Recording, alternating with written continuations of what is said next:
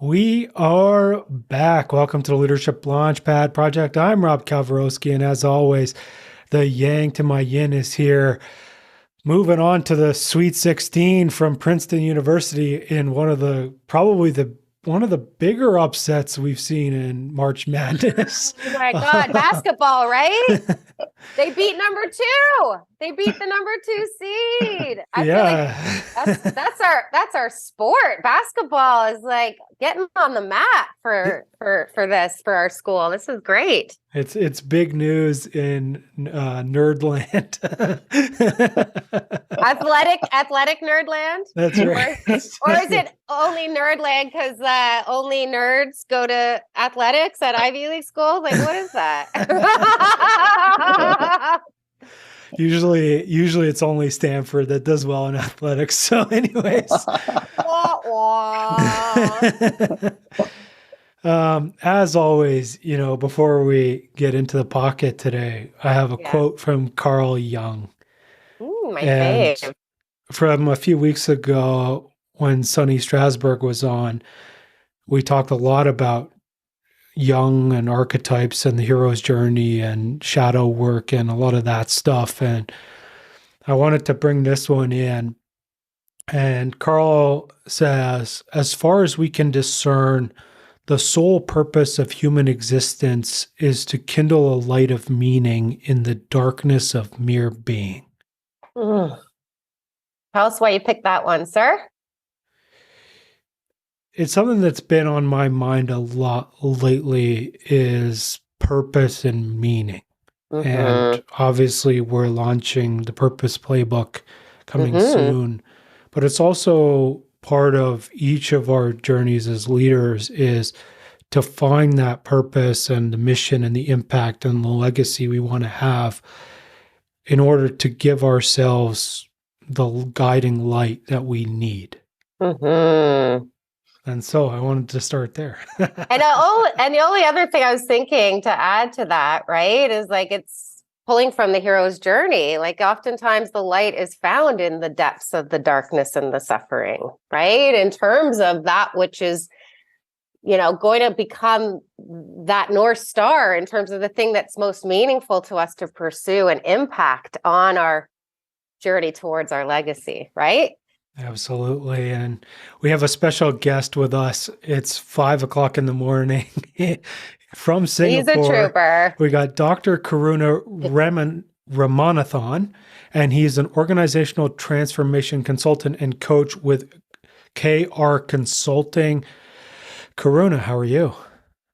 I'm good. Thank you guys for having me. And I'm well. I mean, you can see it's early in the morning in Singapore, but I also want to tell you I go to bed very early in the nighttime. So it all balances out, depending on purpose.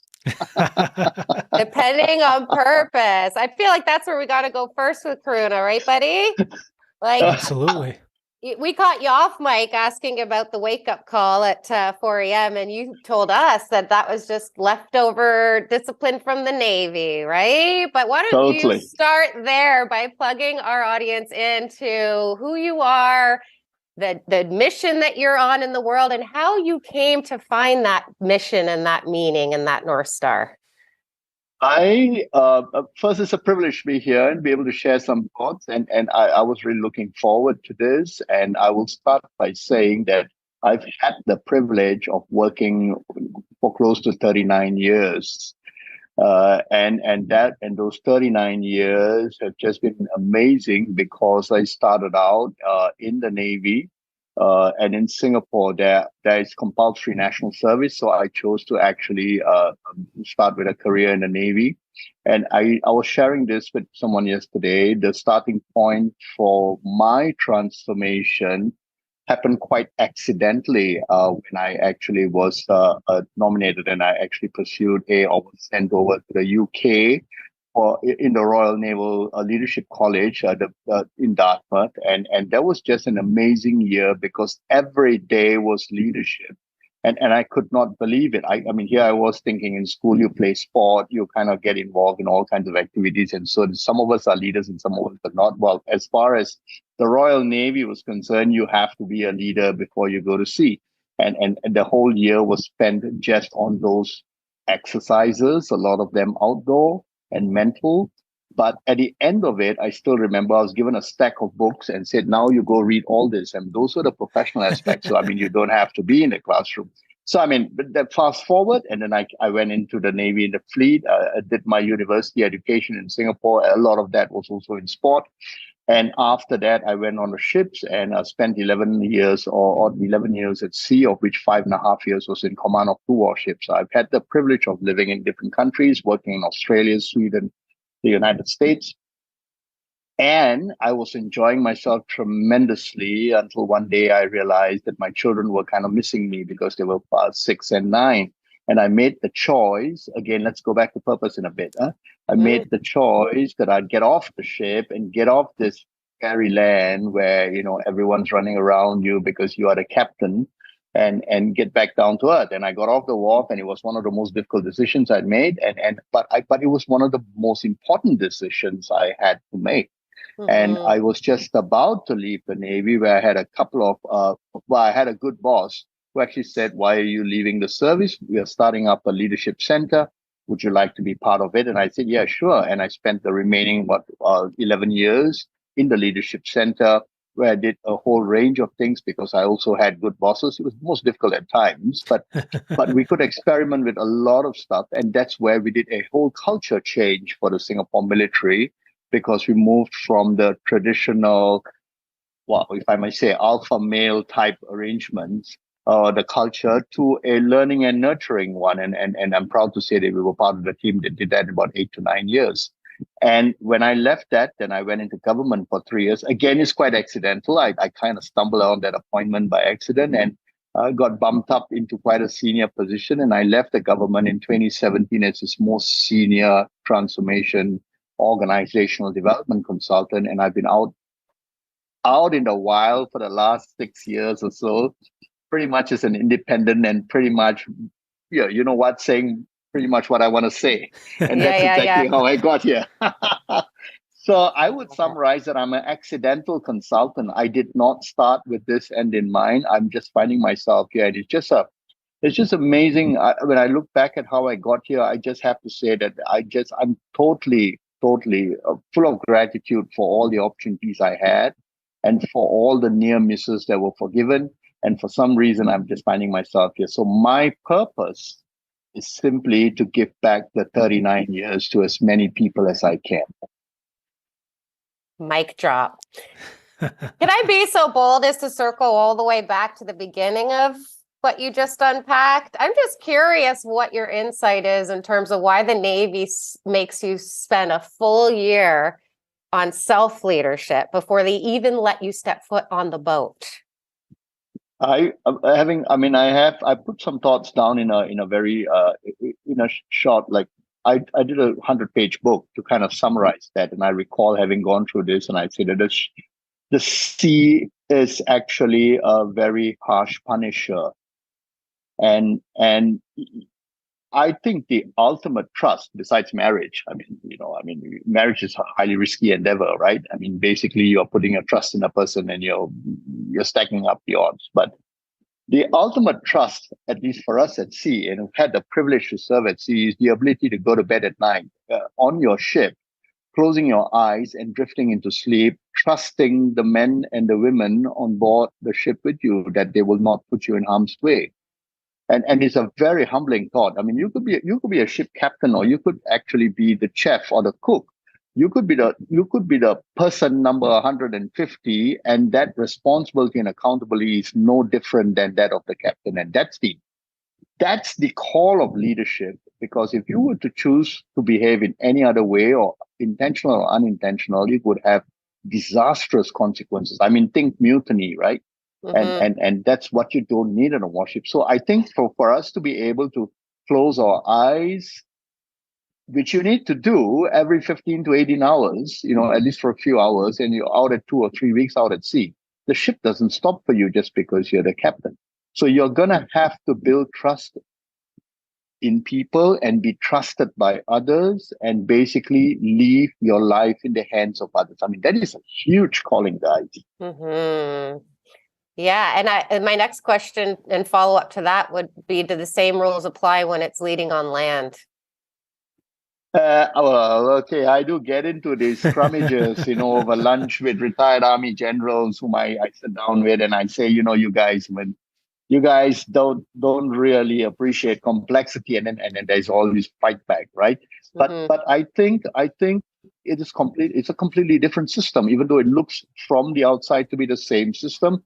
The conditions for that kind of work is quite different. I mean, the trust would apply, but I think it's quite different because you would actually be very on land. You would be in the context of a uniform service or profession. You would still be on mission. You would still have to trust the person to your left and right. You would have to fight together.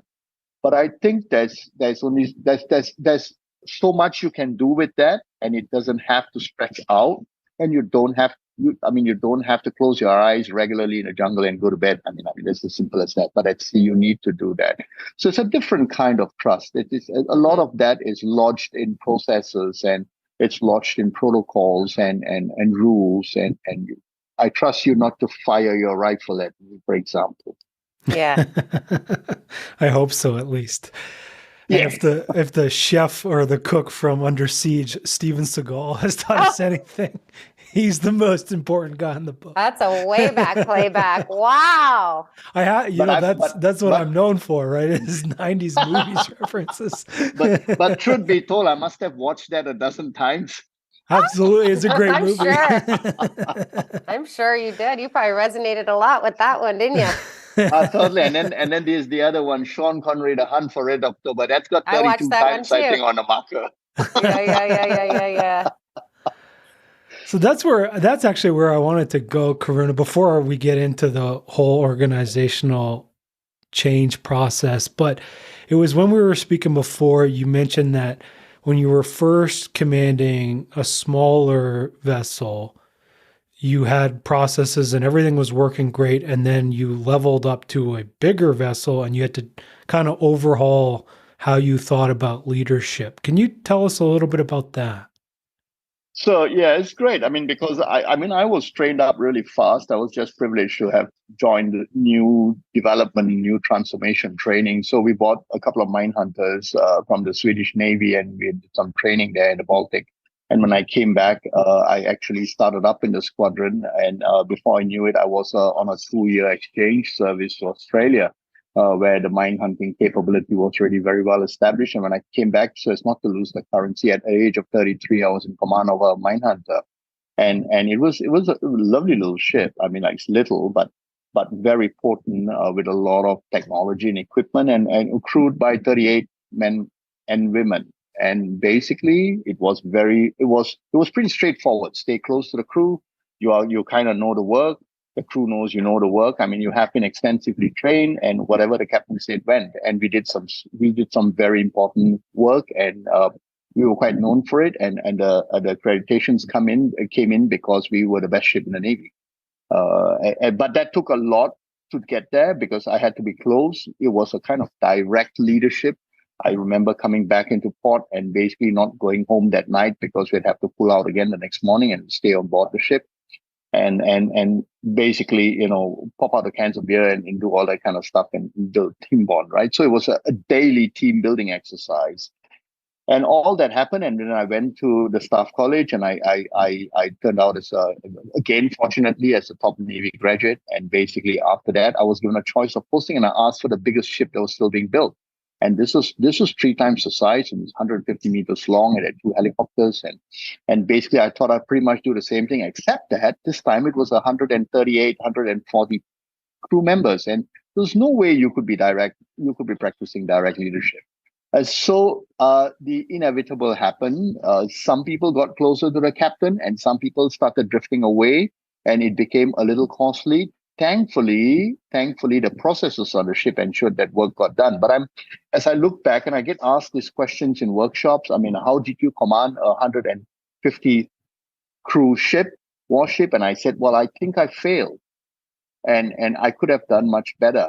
And as I reflect on that experience for 2.5 years, I think that it was quite daunting, and it was actually quite simplistic of me to think that the same leadership style that had worked so well in one setting, and this is really the point here, would actually replicate itself nicely in a completely different context, even though the ships kind of look, it's all ships, it's Navy. The lesson I took away from this is watch the style, read the situation, and be the person who will need to change and adapt, which I didn't quite do so well. I mean, I can't make yesterday right, but I can certainly help. And I think that's really what I do these days. So you just have to be a bit more conscious of this, because actually it will cost us. And all that influence that we are capable of having on people might be missed opportunities. And actually, they might actually have something to say about you as a leader after you leave the ship or leave the organization. So I hope that's making sense. It is. Yeah, totally. I feel like where I want to go next with you is just in terms of change, since you are somebody who understands the process of change oh so well, both experientially and as an expert, right? Like, what are some of the biggest points of resistance that you see in a leader when it comes to them engaging in change? Oh gosh, this is I could run a 3-hour workshop just on this. Like this is tons of stuff out there. And there are many good people who have actually kind of pinned a few things down. Every organization is unique and complex. There is the business side of the organization, but the term organization presupposes that it's organized anyway. So for a long time, it's been organized, right? So you have all the processes and the systems. But change is problematic because it deals with the people side of the organization. So you're dealing with the people system, and there are covert processes that actually undermine any well-intended effort to change. Now, the terms being used quite often are resistance, lack of buy-in, people are problematic, older workers are stubborn, younger people are energetic. These are very strong labels we put when I believe we don't make an effort to understand what's really or potentially going on in an organization. Now, that's where the hard work starts, because and that's the kind of work we do. A few people like us do. We try to appreciate the starting point, okay, the culture point, how things get done here and why they get done that way. We start to appreciate that, and then begin to respect the fact that my assumption is people are not going to change. I mean, the closest we get to that is trying to influence the choice relationships. Unfortunately, guys, the choice relationships are not at work. This is actually quite damning when you understand that if I have a choice in getting a best friend or a spouse, a partner, whatever that might be, it's unlikely to be at work. I would actually look for someone and make that effort to actually understand that person a little bit. Yet this is not exactly what we do at work. We assume that power or the power dynamic is going to actually result in people listening and obeying. I mean, obeying for want of a better word. It doesn't happen that way. Most people just shut down. And when you see change, people are actually very afraid of change. I mean, I don't like parking my car in a different parking lot each time I visit a client. I quietly grumble, why is this lot taken? I mean, you just have to. We don't like sitting in different places in airline seats. We have our favorite location. We don't like flying different airlines. So all these are habits, and people have a right to that. So the problem with change, to answer that, Susan, is, to me, it's sadly and quite subconsciously a lack of respect for people. And the assumption here that people are lesser off than us is actually quite a terrible one, whether it's competence or it's just. So if it's deep psychology, if you actually spend a little time trying to understand people first before actually implementing change, you might be better off. So in organizational language, we call that managing the pace versus the flow. The people side of the system will need to flow. The strategy side, which is often championed as it should be by the senior leaders, is driven by pace. But the pace and the flow, when in imbalance, results in a lack of change, lack of transformation. It's something that, I've come from a long line of engineering companies that fail at change. And I guess where I wanted to get to you is, like you mentioned, the importance of understanding where the culture is and understanding where the people are before you can, I guess, guide them through the change process. Like, what does that look like for you? I think I'm past the point where we need to influence senior leaders. I think senior leaders, if they need to keep their jobs, they need to get their act together, and most of them do. I mean, and if you can't figure out, you can't figure out where your organization needs to go, then go ask. I'm going to take a step. Go ask the big four, big six, pay a lot of money, and you figure that out, right? Okay, that's strategy, and you can pay for strategy, You can pay for strategy. You can get experts in to kind of minimize your risk, right? And that's what it is, and kind of potentiate your growth. That's fine. All that's on the deck of slides. It's in reports. It is in, and good people do good work. Okay. But the real challenge starts, and many of us have said this, and it's all splashed over LinkedIn and all the other sites. When you get into execution, and execution is simply the entry of an idea, probably mooted or rooted in strategy, brought into system. Execution is not by senior leaders. It can be if you structure your organization that way, but you would call it the military. I mean, if that's command and control, and those are deeply hierarchical organizations. For most organizations, execution is a function of how the middle management actually reacts to that brilliant, innovative, game-changing idea that now needs to be brought alive. So the middle management is not the problem. The middle management is the reality of execution. The question now is, how do we prepare good, successful managers to understanding that despite all the pain of the daily workload and all the tensions that they have to carry with them, and all the deadlines and the demands and all the other associated issues with competence and the lack of it in teams and whatever the case is, how do you take a little bit of that idea and start bringing it into system? And that's a huge ask for most middle managers, because you're neither schooled or you are neither prepared, because the paradox is middle managers don't attend to these fanciful leadership programs. You wouldn't want to invest all that money. So we are facing challenges here, because every time I have to work with transformation type organization clients, I go straight for the middle managers. I mean, execution is where the middle is where the action is, and the middle is also where the inaction is. Totally. And therein lies the opportunity, right? Totally. So it's almost a war path. I was talking to an associate yesterday, and I said,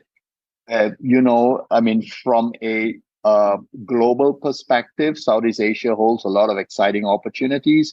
But South and Southeast Asia are also some of the poorest economies. Economies meaning you have middle managers who are not going to get access to all this work and consulting. We really need to move a lot faster to help managers become the adaptive leaders they are capable of. Are they adaptive leaders? Totally. If you decide to settle down in life and you have children, you're already a leader. You don't manage your children; you lead them. Hopefully. That's the goal. That's the goal for our listeners. Don't you manage them? Oh, they drive them here, drive them there. Not anymore. Not in our generation. I'm saying children and not spouse or partner. I want to rewind the game tape, because you just said something there that our audience absolutely needs to hear about from you, our change expert. You go right for the middle managers, and you work on upskilling and up-leveling them into adaptive leaders. I got to believe that mostly is a mindset thing. Maybe I'm wrong, but could you walk us through a little bit about what's on that syllabus? Like, what is the work that you go for and prioritize with those middle managers? 3 steps is an excellent question. Let me boil it down to 3 points. The first is, how do you start working with people from different departments and functionalities? Because you need to.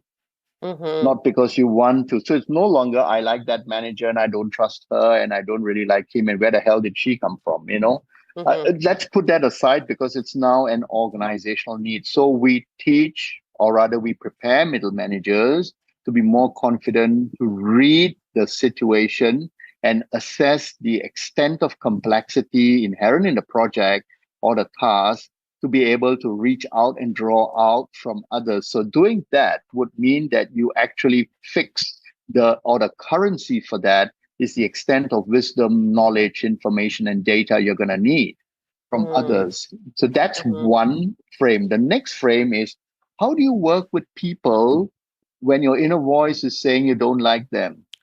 There's something about, I don't trust her. This person reminds me of my narcissistic boss. I had a bad run-in at a supermarket parking lot. And there are all these biases and stereotypes. And how do you deal with that? Because they are inherent in all of us. They're present all the time, right? How do you manage your thinking? How do I deal with my personality as a middle manager? How do I get in tune with some of my needs, and why do I need to know everything? Am I a bit of a control king, that kind of stuff? Now, so we administer a first mile series of data-driven psychometrics, and we coach them right through to kind of very respectfully to be a bit more aware and better self-managing. And that's where the EQ stuff comes in a little bit, as to how you better could relate to each other and stay professional. Work is all about being professional. The home is where the love is. You don't have to love people at work. You need to respect people at work as professionals. The third point is even harder to get to, but it's more long cycle. Because of the inherent complexity in transformation, middle managers need to be equipped with abilities to lead the learning and gain the insights, both for themselves, their teams, and the organizations. And this one takes a bit more time. So in all, we take about I'm proud to say that our success rate with middle managers has been in this kind of work. Moving the manager to adaptive team leader takes about 6 to 8 months. And there's some real good progress that we are making in some of these. So my point is, any middle manager can actually do this. We just flip a few switches and they would get to demonstrating success at work. So happy I asked that too. That's something we're really passionate about, right, Rob? It's like we just can't get over this gap that exists in the leadership development world, where the average leader doesn't get access to training until the average age of 46 years old. It's like being put on the road with a car to drive and no license. It's like, it doesn't make sense to us. Well, how this gap has persisted this long, right? But the last 3 years have made this requisite. I love the part where you said, now senior leaders, it's not really about getting their buy-in or this is the table stakes, right? Like, if you're not an adaptive leader, you're not going to last very long in that position of power. Sorry to say. Or you choose to run your own company, put all your money in and figure out whether people like you or not and they want to buy your stuff. Go do all that, right? But if you're in an organization as a senior leader, you have a responsibility. So let me speak a bit about that. With senior leaders, the issue is no longer about alignment. It's about the collective. And the harsher the transformation, the more demanding the transformation, the greater the need for that collective. We find that most senior leaders don't sit very well with that because of the tribalities, the functionalities, the power distances, the power base. So I do a bit of that work. It's pretty harsh. It's most people don't like it. They say, "Oh my God, here comes Karuna," But that's what it is. But for the large part, most organizations are capable of kind of nudging the leaders into the collective quite quickly, and we get a bigger piece of work in terms of middle management. I want to say, allow me to share a bit more. So I've just been troubled as well with my associates, and I have actually been troubled with why is it so many middle managers are not getting the support that they need to help them switch and flip. And we have just given up trying to make a case for it. We are actually moving to digital technology to do a bit of that, to kind of allow people to take that on. And I'm very happy to say that we actually we have broken and we will disrupt this market for the sake of the middle managers, we've brought the cost of it down 3 times lesser, basically on an app, and it is going to journey with them. And we're going to launch that pretty soon, second half of the year in Southeast Asia. It's called Change Leader. Look out for that. And I'll be more than happy to come back on the show and share Please. that. Yeah, please share it. Absolutely. Yeah. We got to get this disruption together because we just think it's so reckless for us to not be stepping into that gap and filling that gap. We know too much in 2023, right? Like, again, especially after the last 3 years, like we need to make sure our leaders have that capacity in their responsibility to be adaptive, right? Like, that just goes right back to the top of the hour where we were quoting human suffering and finding the light in the darkness, right? Like too much suffering ensues at the hands of a leader who doesn't have that capacity. Guys, I have coached for more than 2,500 paid hours, and I will tell you what continues to stump me is when grown men and women break down within the 15-minute mark. I mean, it is just amazingly painful to see that. You don't need anyone to suffer like that. This was not how work was intended. And I think we need to help a lot of people very quickly because the conditions are not going to get better. I believe they're going to just keep getting worse. Woo! You heard it here, folks. Rob's brewing on something over there, though. I don't want to steal his thunder. Obviously, we've seen that too. And I do see both directions, right? Like I see a lot of folks like us who are really moving the needle. And then we have success stories like Jason Lippert from a few weeks ago, who's done incredible work. But then there is the other side of it, right? Which is like the folks who are highly traumatized running organizations that are, that alpha male type that you talked about. They are noticeably getting worse, and executives that are leading those organizations are noticeably not taking accountability for their actions.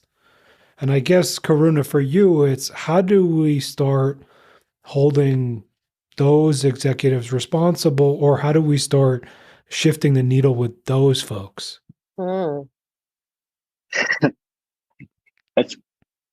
I don't mean this in a bad way, but the work I do is data driven, and we are big on feeding upwards simply what middle managers think of their bosses, and that's very sobering, but necessary, because we don't want to spend a whole lot of time running around powerful concepts on PowerPoint slides when people actually need to get serious work done and go home. So it's brutal in the first mile, but it's a necessary break in, guys. So we're big on diagnosis, as most organizational development consultants are.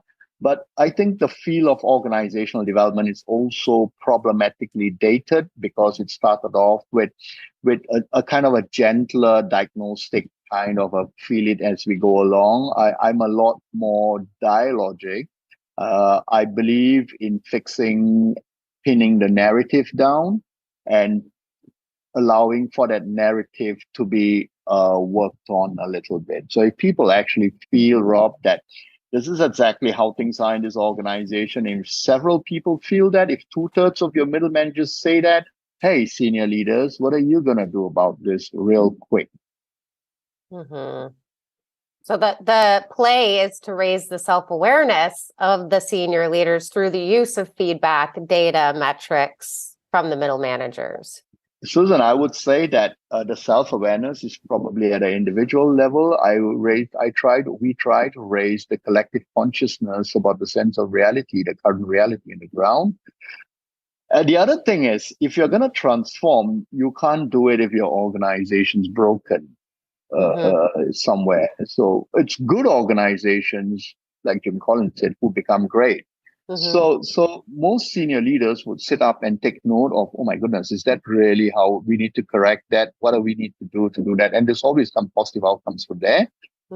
You get the odd one or two that would politic it out, and that's really where the CEO or the board might need to deal with that. So I'm a Marshall coach. I'll just switch into my Marshall methodology and kind of work that a little. Yeah. Yeah. Marshall Goldsmith, is that who you're referring to? Yes. Yeah. I just want to make sure our audience knows who you're talking about. my mentor. I love it. No, I think this is why we talk about that Taschereau quote so much, right? It's like 95% of people think they're self-aware. It turns out only 12% of us are. So no, 14, I think she said. Is it 14? Yeah, it's 12 to 15, but yeah, it's there's something like that. Yeah, it's totally. I mean, it's really, really total. I mean, we take feedback from the people we love because we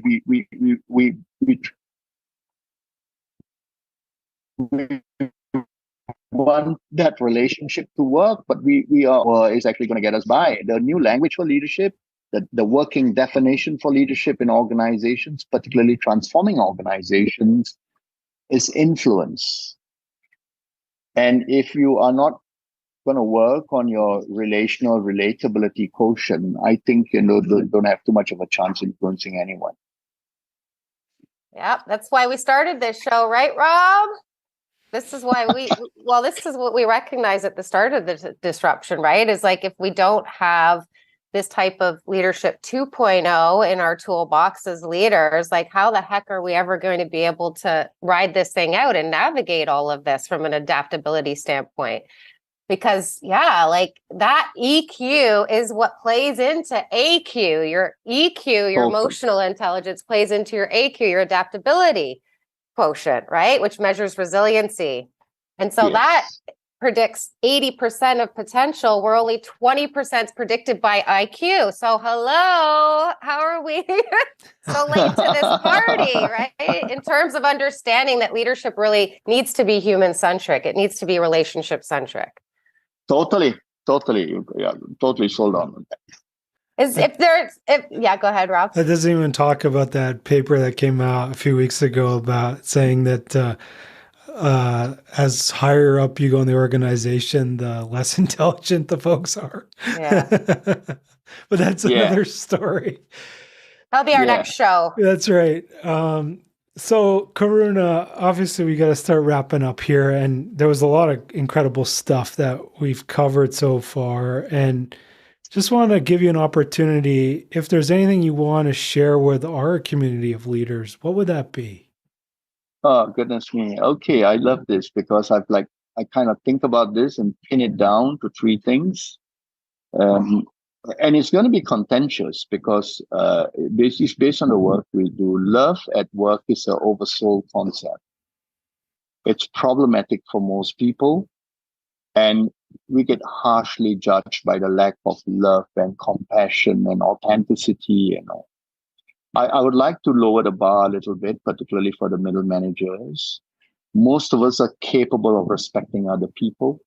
Most of us were decently brought up. There may be a few who might be on that drop line, but let's just assume that those there are not many, right? If you're capable of respecting people, we are certainly capable of the practice of empathy. And empathy simply means the belief that we are capable of respecting people. And let's put ourselves in their shoes. Empathy, when practiced consistently, might allow for a middle manager or a leader to be actually observed as one with some degree of humility. And that does amazing things for influence, because you get off your high horses and you get down there with people and you start doing things with them rather than on them.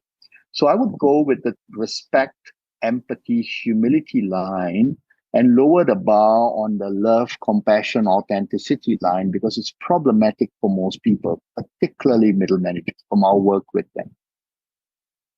Love it. And then full circle moment all the way back to where we started with this idea of purpose and legacy and the North Star. What do you want your legacy to be? Oh gosh, it's like Richard Branson said, why are you asking this question? You should ask my children. when I'm dead Aw. and gone. I mean, my kids, my daughter's 30 and my son's 27. And I mean, the fact that we sit on the table and have dinner together is enough for me at this point. Aw, I love that. Yeah. Amazing. So, folks out there, if you want to find more about Karuna, so one is we've dropped his LinkedIn in the podcast notes. Also, you can check out his website, which is just krk.sg. So you can find his stuff there. Karuna, is there anywhere else you want folks to find you? Yeah, I mean, it's just karuna@krk.sg. Send me an email and I might take some time replying it. But I believe that if you are prepared to be a leader, I'm here to support you. Amazing. And when the app launches, let us know and we'll get you back on the show to talk about it. Because one is like I work primarily with middle managers and they have incredibly hard jobs taking the vision, strategy, up here stuff and actually making it happen on the ground floor with all the constraints of budget, people, processes, all of the stuff. So it's incredible to have someone who's on that mission as well.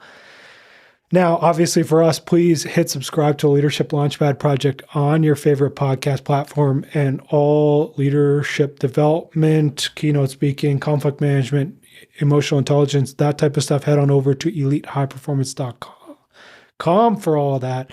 Susan, is there anything you'd like to leave our folks with today? Just a huge thank you for bringing all the heat to the mic today in studio and adding this. Honestly, Karuna, this has added so much fuel to our fire. This is why we started this mission, this Leadership 2.0 mission we're on here at the Leadership Launchpad Project, to change the way the game's being played forever through this relationship-centric leadership. I love it. You said, like, this is why you go right down into the middle managers, right? Like, this really is where the leadership journey needs to begin, not at the age of 46. I love that you brought reinforcement to that message, because we feel that that message is really, really important here in 2023. So thank you. And yes, we can, and we will, and we must. So thank you guys for having me on the show. Thank you. And for me, I just like to echo that. And we had Jason Lippert on, and obviously he's the CEO, but what he was talking about, what truly worked in his organization was bringing the Dream Achievers program and the leadership action plans, not only to middle managers, but also to the frontline folks. Mm-hmm. And especially in manufacturing, but also in any business, the frontline folks are literally the ones who are turning the wrenches, turning the machines, typing in the code, checking people out at the front, these type of things. And those folks also are major impact on your business. Oh, yeah. And so let's not forget about we're not forgetting about anyone here. And so that's really where you can truly see the transformation is in all aspects of the people in your business. So start there. Karuna, thank you so much for joining us. It was incredible to have you. So good. Rob and Susan, thank you so much. I'm really grateful for this privilege to share some thoughts, and let me know in whichever way I can help. Absolutely. And everyone, thank you so much for listening, and we'll see you all next week. Bye, everyone. God bless. Thank you.